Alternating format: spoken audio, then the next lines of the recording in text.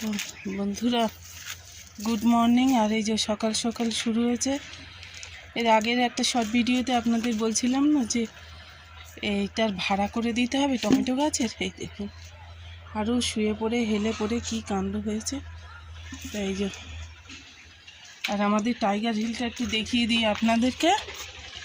এই দেখুন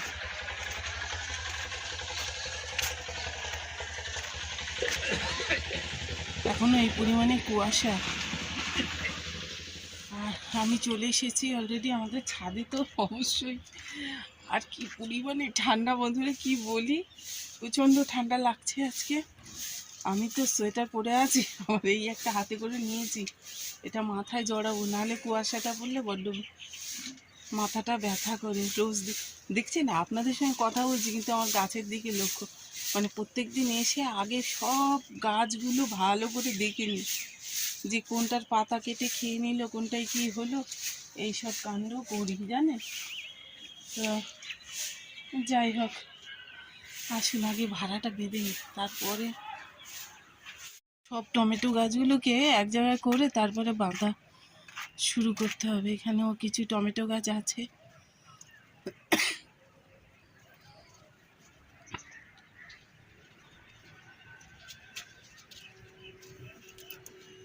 এই জন্য ছোটো অবস্থায় আমি বলেছিলাম যে ওদেরকে ওই জায়গায় রাখতে।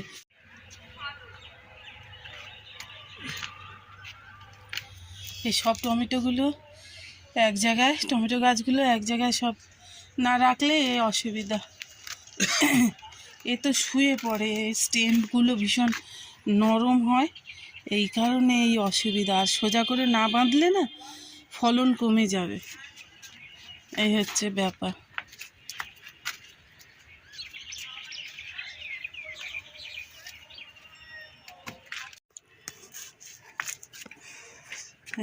এ আগে টমেটো গাছগুলো ওই এই খুঁটির সঙ্গে বেঁধে নিতে হবে, এই যে লাঠির সাথে। মুশকিল হয়ে গেছে, এখানে একটা লাউ গাছ দেওয়া আছে, এই যে লাউ গাছটাতে আলো পড়ছে না।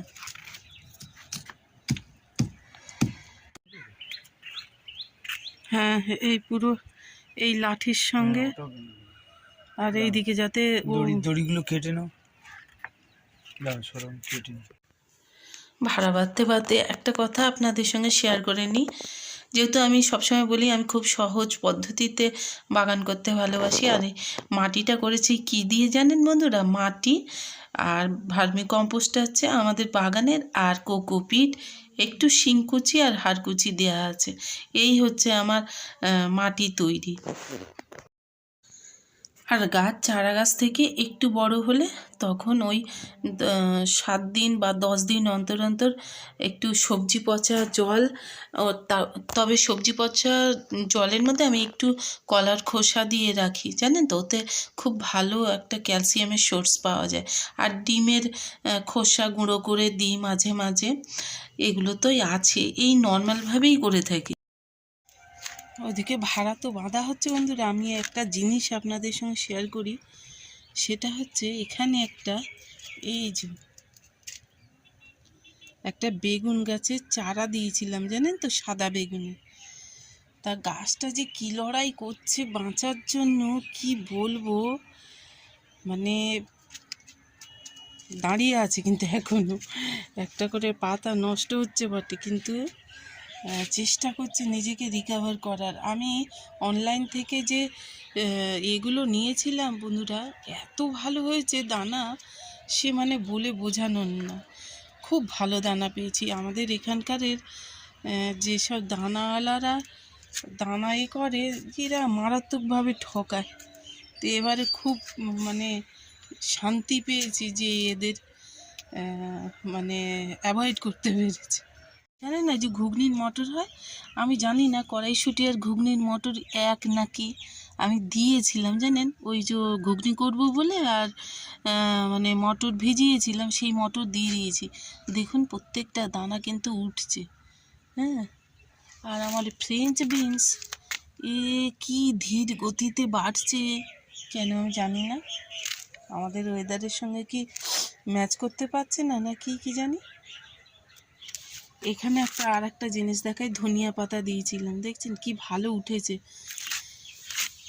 এই ভিজিয়ে রাখলে সবচেয়ে বেটার হয়, আর না হলে না হতে চায় না অত ভালো ধনিয়া পাতা।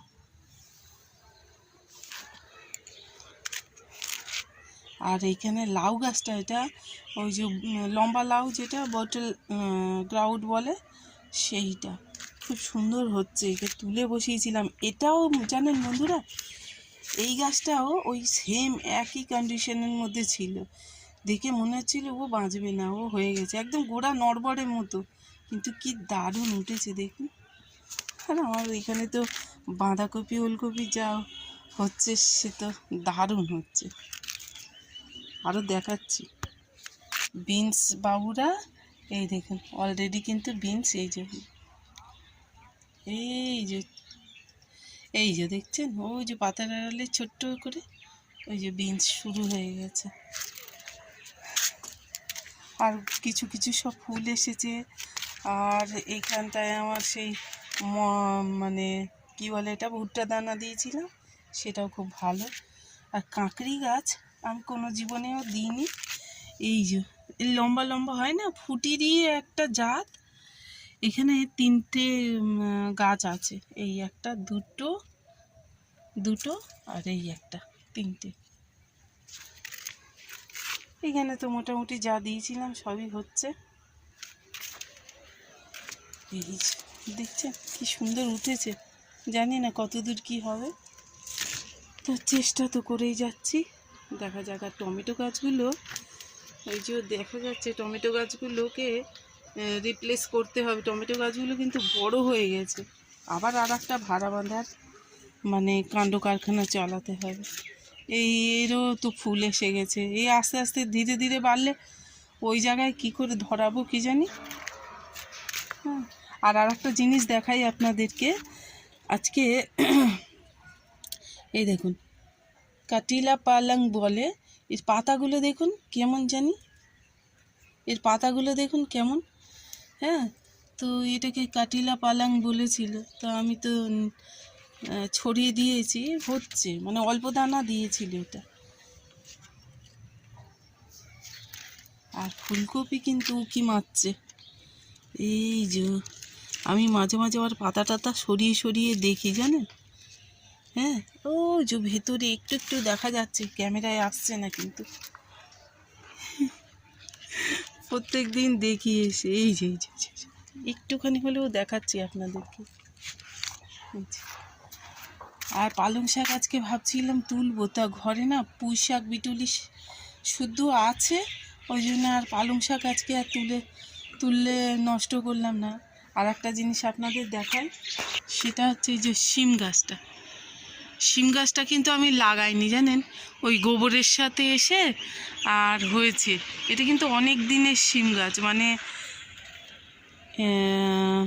এটা ওইখানে কি একটা গাছ ছিল, ও লাউ গাছ ছিল, লাউ গাছের সঙ্গে ও হয়েছিল, তা আরও 2-3টে একসঙ্গে হয়েছিল। আমি বলি এটা শিম গাছ না কি জানি, উপরে 2টো ফেলে দিয়েছি আর এই একটা আছে।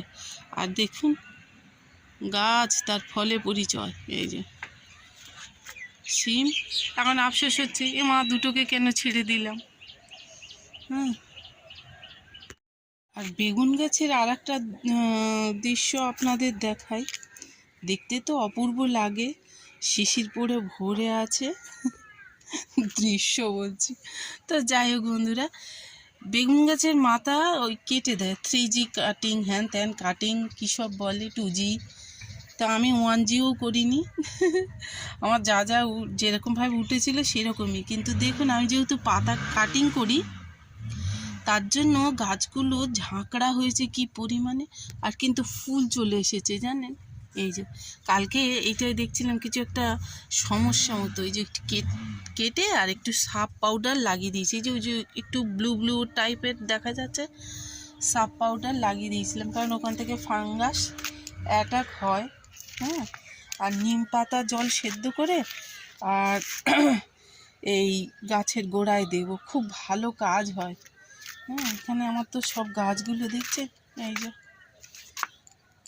আর এখানে কিছু ওই আবার বিনস দেওয়া হয়েছে, মানে এক প্রস্থ আমি দিয়েছি, দিয়ে আর একটা করে দিয়ে রেখেছি। কেন জানেন?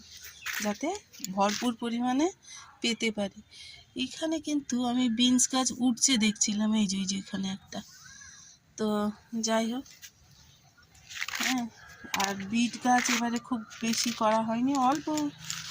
আর এই যে বেগুন গাছগুলো আর একটু বাড়লে আবার একে পটিং করার জন্য সে আবার চিন্তা ভাবনা করতে হবে আমাকে। আর এই দেখুন, সূর্যি মামা কিন্তু বেশ মাথার উপরে উঠে গেছে। এইবার রোদটা গায়ে লাগছে, ভালো লাগছে বেশ। আর এখানে কিছু কিছু গাছ আছে এখনও পর্যন্ত আমি রিপোর্টিং করতে পারিনি, কারণ হচ্ছে কি, এটা আবার শুয়ে পড়ছে কেন কি জানি। এটা বড় হয়ে গেছে, একে না তাড়াতাড়ি সরিয়ে দিলে হবে না। হ্যাঁ, মানে অন্য জায়গায় দিতে লাগবে। আসলে আমার এই নাগামরিচ অনেক হয়ে গেছে।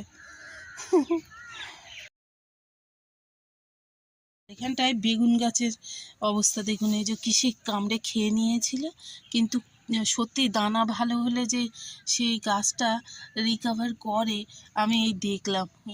অনেক সময় মনে হয়েছিল যে তুলে ফেলে দিই, হয়তো আর হবে না, কিন্তু দেখুন কি সুন্দর আবার নিজেরাই সুন্দরভাবে উঠেছে। আমি অনলাইনে মানে থ্যাংক ইউ জানাবো মিশোকে, সত্যিই খুব ভালো দিয়েছে। আর আমার এই যে লেবু গাছ, লেবু তো তুলে তুলে খেয়েছি, আপনাদের সঙ্গে অনেকগুলো শেয়ার করেছি। আর বাকি এই দেখুন, এই যে ফুল, আবার ছোট ছোট ফলও হয়েছে। এই যে এইখানে আছে, দেখছেন এরকম ফল কিন্তু এই যে ভরে গেছে। তো সকালে উঠে যখন এদের দেখি মনটা একদম ভালো হয়ে যায়। যে কারণে মন খারাপ থাকুক না কেন, এরা আমাকে অনেকটা বাঁচতে শিখিয়েছে জানেন বন্ধুরা। করে শুকাচ্ছি আর চাপা দেওয়া আছে এই যে মাটি, কারণ চাপা না দিলে আবার কুয়াশা পড়ে ভিজে যাচ্ছে। তো এইগুলোই ওই যে চারা গাছ দেখালাম, আবার মানে পট রেডি করে আর গাছগুলো এতেই দেব। আপনাদেরকে দেখাই, যেটা নিয়ে শুরু করেছিলাম মেনলি আজকে টমেটো গাছের ভাড়াটাই আপনাদের সঙ্গে শেয়ার করলাম। আর যেহেতু আমি কাটিং করে দিই টমেটো গাছের এই যে বড় বড় পাতাগুলো, অপ্রয়োজনীয় পাতা যেগুলো খাবার খেয়ে না, এইগুলোকে কেটে দিয়েছিলাম বলে এত ঝাঁকড়া হয়েছে আর এত পরিমাণে টমেটো ভরে গেছে। এই দেখুন, মানে ক্যামেরায় অতটা আসছে না, এই জায়গাটা একটু শেডি এরিয়া, ওই ছায়াটা পড়েছে। যাই হোক বন্ধুরা, এই পর্যন্তই রাখলাম। আর একটা জিনিস একটু দেখাই, এই দেখুন সাদা মূলোর গাছ, এই যে মূলো বসে গেছে, হ্যাঁ উকি দিচ্ছে। তো মোটামুটি আজকের ভিডিও আমি এখানেই এন্ড করব। আর লঙ্কা গাছে তো এই যে দেখছেন লঙ্কা, মানে বেশ ভালোই লঙ্কা এই গাছটায় হয়েছে। এবারে তো সব লেট হয়ে গেছে, আর কি দেখাবো, এই সময় বাগান ভর্তিই থাকে। হ্যাঁ, তো কিছু করার নেই। জানেন বন্ধুরা, আমি কিন্তু কোনো রাসায়নিক সার ইউজ করি না, সত্যি কথায়। আমি হচ্ছে ওই পাতা কোঁকড়ানোর জন্য টমেটো বলুন, কাঁচা লঙ্কা বলুন, হ্যাঁ, বা বেগুন বলুন, এদের পাতা কোঁকড়ানোর জন্য আমি ইমিডাক্লোরোফিট এইটা ইউজ করি। আর খাবার এদেরকে সবজি পচা জল আর মানে সেইভাবে কিছু দিই না। আর একটু শিংকুচি হাড়কুচি এগুলো তো ওই যখন মাটি করি তখন দিয়ে দিই। কি জানেন বন্ধুরা, আমি সবসময় চেষ্টা করি যে সহজ পদ্ধতিতে কিভাবে বাগানটা করা যায়, যাতে বোরিং না হয়ে যায়। একটা আগ্রহ নিয়ে শুরু করলাম আর তারপরে দেখা যাচ্ছে যে সমস্ত এত হাইফাই করে ফেললাম যে আর ভালো লাগছে না। এর পাশে থাকবেন আর কমেন্ট করবেন। হ্যাঁ, টাটা বন্ধুরা, টাটা।